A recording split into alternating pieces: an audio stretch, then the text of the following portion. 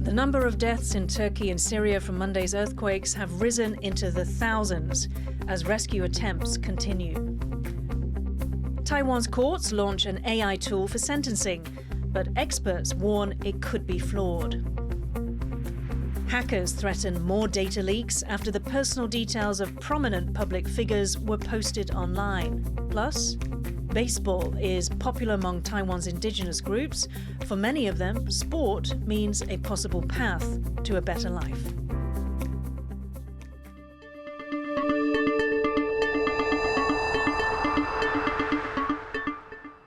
A warm welcome to TaiwanPlus News. I'm Yin Khvat. The death toll continues to rise after two massive earthquakes hit Turkey and Syria on Monday. With rescue efforts still underway, Taiwanese search and rescue teams have been dispatched to the disaster-hit area. Bing Wang has this story. Buildings collapsing faster than people can escape. Families crying and huddling for warmth as rescuers continue to pull people from the rubble. Yani evlerimiz zarar gördü, evlerimize giremiyor. Durumlarımız da iyi değil. Sabahtan beri bir şey yiyip içmedik. Çoluğumuz çocuğumuzun aç yani. Yani Allah herkesi korusun. Eşim içeride. Yani umut kesilmez ama büyük bir ihtimalle. Early Monday morning, a magnitude 7.8 earthquake rocked Turkey and Syria. A few hours later, a second quake with a magnitude of 7.5 also hit. The tremors toppled thousands of buildings, hospitals, and homes. More than 4,000 people have been killed in the tremors, a number that's expected to rise. Countless others are still trapped under the debris. Rescue attempts began immediately in the hardest hit areas. Turkey's president called it the worst natural disaster in 80 years and asked for international assistance. Uluslararası yardımlar için de ülkemizde temaslar kurulmaya başlanmıştır. NATO ve Avrupa Birliği yanında 45 ülkenin yardım teklifleri tarafımıza ulaşmıştır. Taiwan was quick to offer aid. 所以我们在第一时间就捐助了20万美元协助赈灾哦。那昨天晚上呢，是我们也在第一时间哦，在救灾的黄金时间哦，那我们成立了台湾国际搜救队，那有40名的先遣队员在昨天晚上已经出发。Another 50 personnel and 2 search and rescue dogs were sent on Tuesday morning. Taiwan's foreign ministry said that Turkey sent immediate help after Taiwan's deadly earthquake in 1999. It said that now it's Taiwan's turn to lend a hand. Back in Syria and Turkey, it's a race against time, trying to save survivors who are still trapped in the wreckage. Kaohsiung and Bing Wang for TaiwanPlus. Taiwan's courts are using artificial intelligence to help decide sentences for criminals. The judiciary says its new AI assistant will guide inexperienced citizen judges through big cases. But experts believe the algorithm could have hidden biases. Stash Butler reports. This is Taiwan's new artificial intelligence sentencing assistant. Here, for example, clicking on violent crime brings up options asking for more details about the case. Later, judges can filter previous sentences by things like whether or not the defendant admitted the crime. Finally, all that feeds into a sentencing guideline, measured here in years. 过去它的这个量刑大概的最低刑度跟平均刑度跟最高刑度大概是落在哪里？ The new system is designed to help citizen judges, who are ordinary people picked to serve on big cases. 我们模拟法庭的过程当中，发现国民法官他们觉得最大的困难就是在量刑，用一个量刑资讯系统展示给国民法官看，说类似这样子的一些案件哈，那在过去法官的量刑的这个行情大概是怎么样？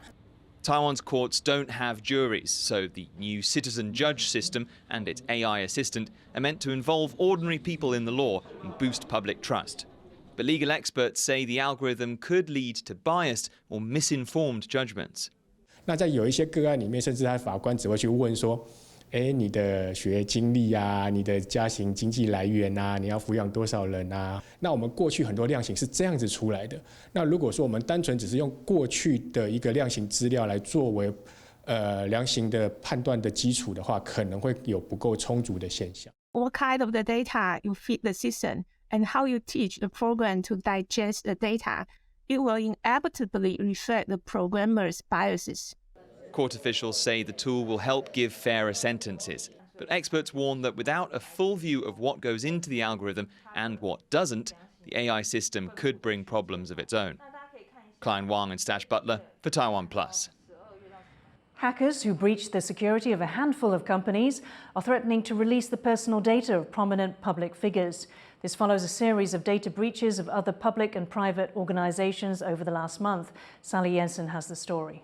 The scale of recent data leakages in Taiwan goes right to the highest echelons. Victims now include Morris Zhang, the founder of Taiwan Semiconductor Manufacturing Corporation, and supermodel Lin Zhiling, both of whom had their personal information posted in online forums. 各自的外泄非常的泛滥，这形成了重要的诈骗的源头。 Among the companies targeted is China Airlines. They say they received an anonymous letter from hackers threatening to release the personal data of more public figures. These include Taiwan's interior minister and the chairman of Formosa Plastics, the country's largest petrochemical company. Last month, Taiwan's health insurance authority was targeted, as well as car rental app iRent. This string of high-profile leaks is raising concerns that data security in Taiwan is not robust enough. 企业像华航啊，或者像一些其他的企业，它其实非常大，它治安的预算投入也非常多。那我们发觉说，还是会有一些治安的问题。过去在做治安，就是把一些事情都丢给资讯部门，但是其实很多的事情来讲，那是需要做通盘的考量来做规划。 Government officials are rushing to mitigate further damage. 要去针对这个类似的一个业者做一个全面的一个主动去清查，相关的一个清查作业在办理的时候，我们会邀请相关的一个治安顾问来协助。 Some legislators are demanding the establishment of a specialized agency dedicated to data protection. The Administration for Cybersecurity is inviting relevant officials to discuss the issue of personal data protection in the next few days. They say they will report back on policy direction to ensure people's personal data security. In the meantime, with the possibility of further leaks, many Taiwanese are looking for reassurance on more concrete prevention measures. Asnaya Zhou and Sally Jensen for TaiwanPlus. Taiwan's January exports fell 21.2%, the steepest monthly decline since the global financial crisis. The decline comes after demand for Taiwan's high-tech goods cooled. Exports to China fell the most. Exports are a key driver of Taiwan's economy, accounting for about 70% of the country's GDP. Taiwan's economy contracted in the final quarter of 2022 as exports started to take a hit. Half of the companies with operations in Taiwan are making contingency plans for a conflict with China. That's according to the American Chamber of Commerce in Taiwan's latest business climate survey. James Chater reports. The American Chamber of Commerce in Taiwan represents members from more than 500 companies from the US, Taiwan, and the world. Its annual business climate survey takes the temperature on company sentiment in Taiwan.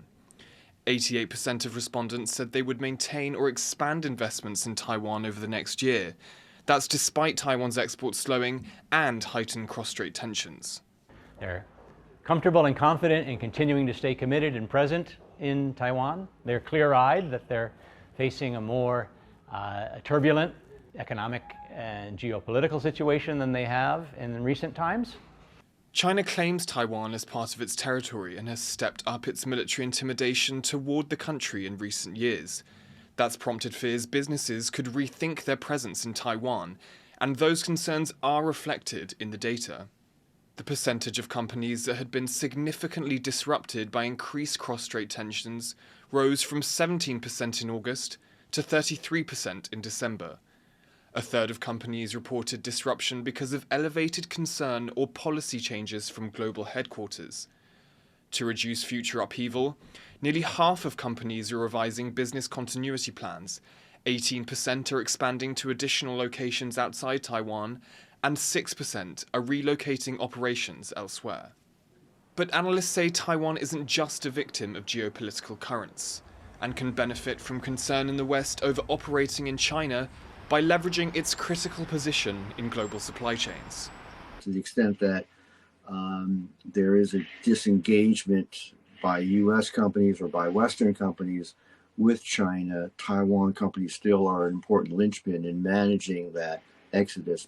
So as far as the Taiwan companies go, I think they still remain quite competitive. But the report made clear Taiwan has work to do. As for factors that deterred companies from expanding in Taiwan, 66% said political uncertainty, 55% said bureaucracy, 43% said market stagnation, and 42% said difficulties finding skilled labour. AmCham says they'll raise these issues with Taiwan's government. Streamlining of regulations. Taiwan not only needs to improve its competitiveness internally, but it has to keep up with the competition. And other markets are setting the pace that Taiwan isn't keeping with. Confidence, not complacency. That was AmCham's message for Taiwan's businesses in the year ahead. Headwinds are there, exports are slowing, and geopolitical risks are growing. But right now, there's no sign of a business exodus from Taiwan. Damon Lin and James Chater for TaiwanPlus. 2 politicians in the southern city of Tainan arrested for suspected corruption are out on bail. 辛苦了，谢谢你们，谢谢。 The Speaker and Deputy Speaker of Tainan City Council were already under investigation, but prosecutors raised their bail late on Monday. The pair are suspected of vote buying in the council speaker election at the end of last year. Prosecutors discovered cash worth around $65,000 in the office of one of the suspects. Both politicians belong to the ruling Democratic Progressive Party, or DPP. The party has suspended their membership while they're under investigation. Taiwan's hotels are facing a shortage of housekeeping staff as business bounces back following the easing of COVID-19 restrictions. But as John Van Trieste reports, there's disagreement about what hotels should do to get the workers they need. A post-pandemic boom. Taiwan's hotels are filling up fast as the travel industry makes a comeback. But there's a problem. Not enough housekeepers to handle the influx of guests. Short-staffed hotels are raising wages, sometimes sharply, as in the case of one Taichung hotel offering close to $1,700 a month. Typically, this work pays closer to $1,000. 个人电话就接了快20几通电话，那电话他柜台来的询问的人特别多。 Others are offering bonuses instead. 你只要有整超过我们预期您要整完的间数的话，其实会另外发奖金的。那以我们实施以来的话，目前的确以房务员来说是领到4万以上的薪资。 With higher wages comes a debate about whether to use a cheaper source of labor. 业者已经呼吁很多年，希望可以来开放外籍劳工。But rights activists say using migrant labor is not the answer. It's not a sustainable solution in the long term, especially for Taiwanese workers. And if you look at some countries, say in Denmark, what they expect is that even if migrant workers are brought into the country, their wages or their labor conditions should not be lower than that of local workers, so that it will protect local workers as well.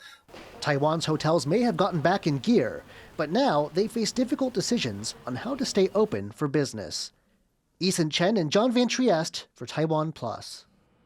Coming up, we meet the robotic turtles who are set to help divers explore the sea. Stay tuned.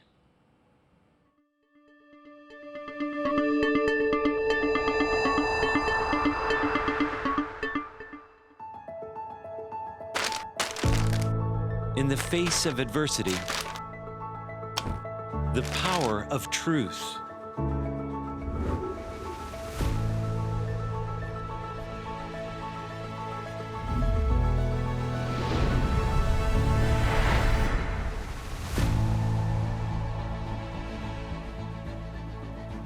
A roadmap for a just and open world.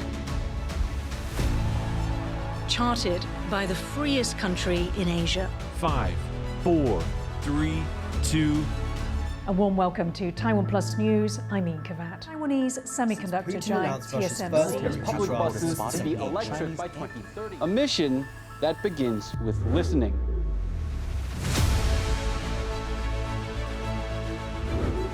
And telling the stories of Taiwan. In Taipei for TaiwanPlus. Drawing insight from original thinkers. And sharing it with the world.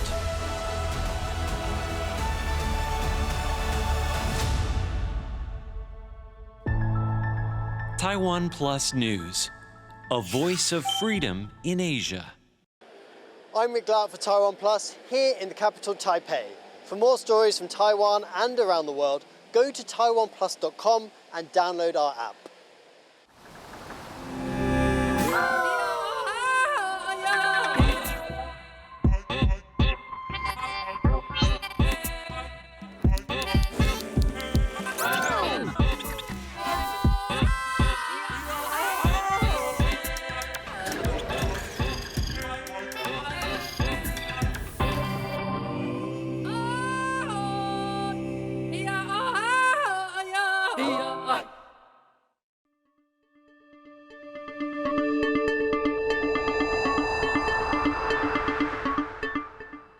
Welcome back. You're watching TaiwanPlus News. North Korea's leader says he will beef up the country's war readiness. In a meeting in the ruling Workers' Party, Kim Jong-un said the country would intensify military drills. It comes ahead of a major military anniversary in the country on Wednesday, the founding of North Korea's army. Tensions on the Korean peninsula have intensified over the past year as Pyongyang has ramped up missile tests. The US and South Korea held their own military drills in the region last week. The US military is collecting the remains of a suspected Chinese surveillance balloon that it shot down over the weekend. The debris reportedly landed about 6 miles off the coast of South Carolina. The US says the balloon was a spying device, but China says it was a weather monitoring instrument that had been blown off course. A US fighter jet shot down the balloon on Saturday after it had passed over the country for several days. Officials say they waited until the balloon was over the ocean before they shot it down. They say the falling debris could have endangered people or buildings on land.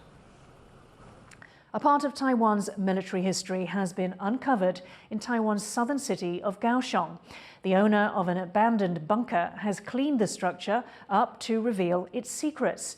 The bunker was originally built by Japan in World War II to defend against any attacks by the United States.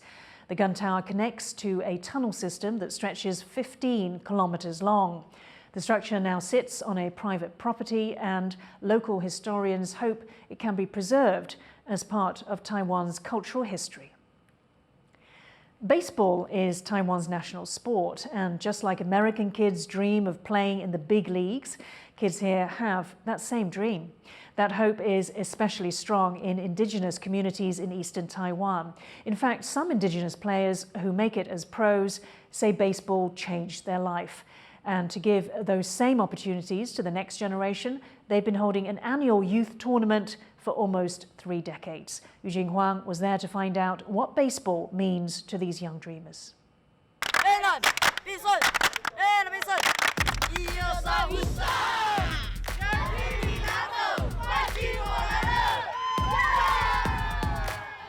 It's the final of Care Cup 2022. Taidong's Beinan Elementary is facing a strong team from the same county, Hongye Elementary.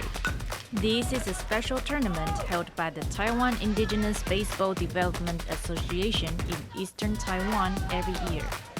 Players on both teams are mostly indigenous. 办比赛的原因也是让华东地区一些比较偏远地区的小朋友没办法有经费到西部或者北部比赛，然后我们就筹经费，在台东、在花莲，在他们自己的爸爸妈妈前面打棒球。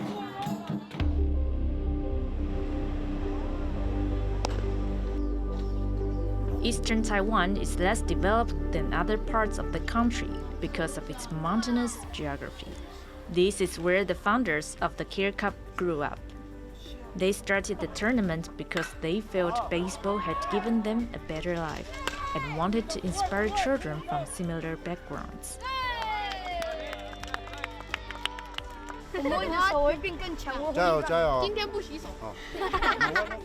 Professional players take part every year. Players like Taiwan's home run king, Ling Zhisheng. Ling comes from the indigenous Amis people. He wants these little leaguers to dream big.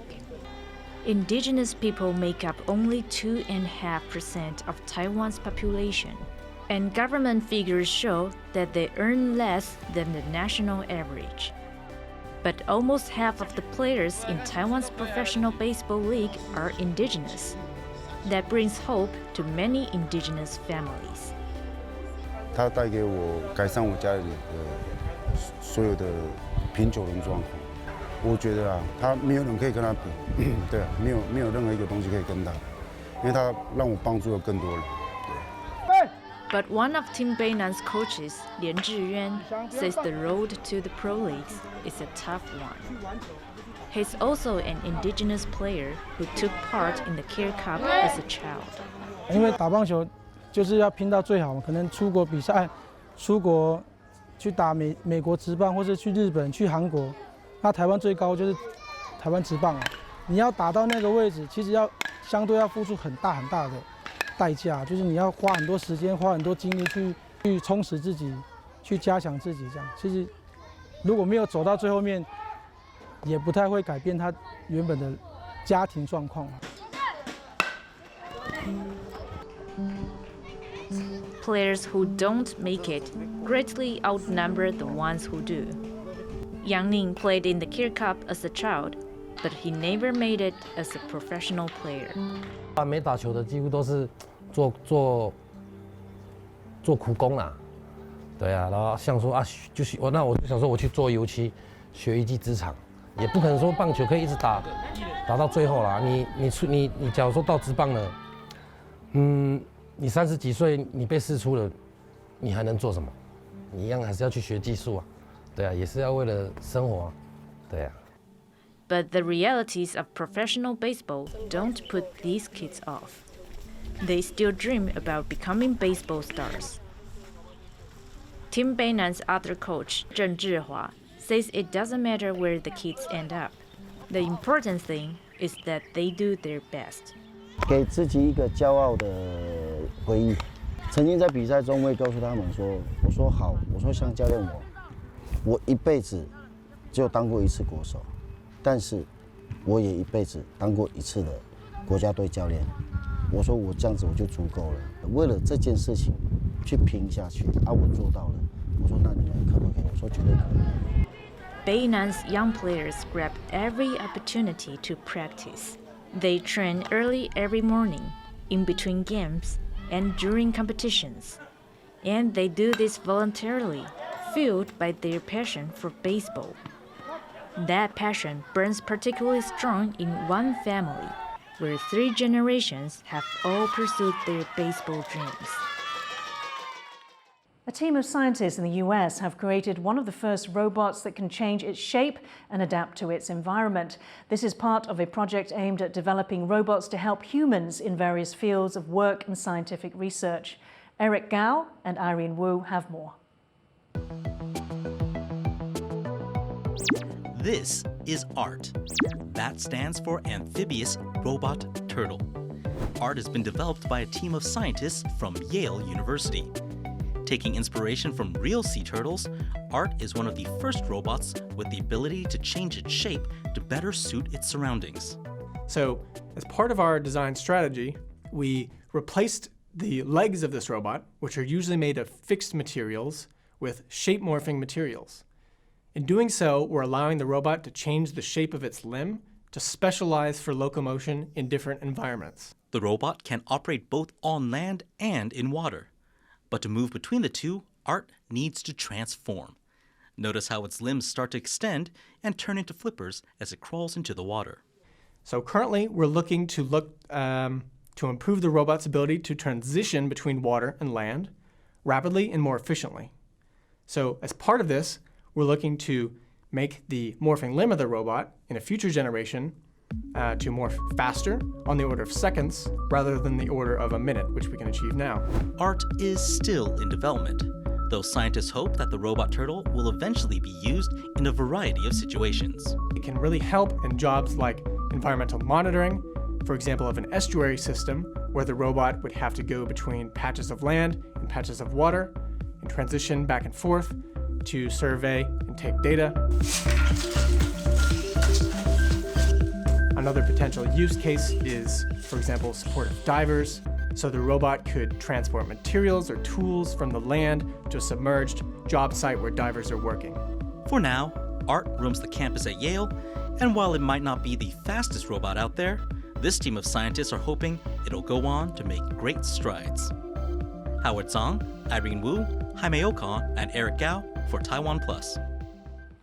Thank you for watching TaiwanPlus News. Remember to download the TaiwanPlus app for more stories from Taiwan and around the world. Finally today, we leave you with images of Brazil's samba schools rehearsal for the famous Carnival parade. I'm Yin Khvat. Take care and see you next time.